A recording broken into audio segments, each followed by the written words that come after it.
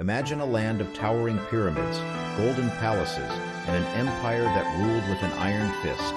This was Egypt, the most powerful civilization of its time, but within its borders, an entire nation of people, Israelites, lived in chains, enslaved for generations.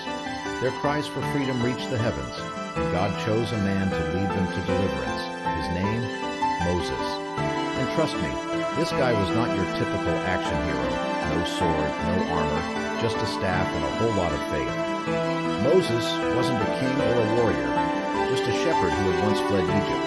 But one day, while tending his flock, he encountered something miraculous, a bush engulfed in flames. Yet it wasn't burning. Now, if that doesn't scream, "Hey, pay attention," I don't know what does. From within the fire, God spoke, giving Moses a mission to go before Pharaoh, the ruler of Egypt, and demand that he free the Israelites. Now Pharaoh wasn't about to let his workforce go without a fight. When Moses, alongside his brother Aaron, demanded freedom, Pharaoh's heart hardened. He refused, scoffing at the idea of a God more powerful than Egypt's own. You can almost hear him saying, "Moses, buddy, do you have any idea who you're talking to? I run this place." Then came an invasion of frogs, everywhere, in homes, beds, even their food. Still, Pharaoh refused.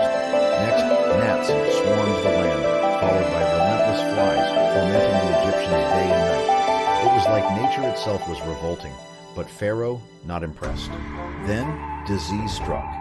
Egypt's cattle, their wealth, their livelihood, began to die off. And yet, Pharaoh's heart was like stone. Then came painful boils, covering people from head to toe. If ancient skincare had been a thing, Egyptians would have been buying up all the aloe in stock. But still, Pharaoh did not budge. And then, a storm like no other, hail rained down with fire, shattering everything in its path.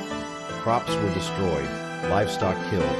Egypt was crumbling, but Pharaoh still thought he could tough it out. A plague of locusts followed, devouring what little was left. At this point, Egypt was barely holding on. Then, darkness. For 3 days, Egypt was plunged into an eerie, impenetrable night. Now you'd think at this point, Pharaoh would say, okay, I get it. But nope, freedom at last. But Pharaoh, consumed by rage, changed his mind. He sent his army to chase them down. Trapped between the Red Sea and Pharaoh's chariots, the Israelites thought all was lost. But then, a miracle. With God's power, Moses stretched out his staff, and the sea parted, forming a dry path. The Israelites crossed safely, but when the Egyptian army pursued, the waters crashed down, swallowing them whole. Pharaoh's reign of terror was over.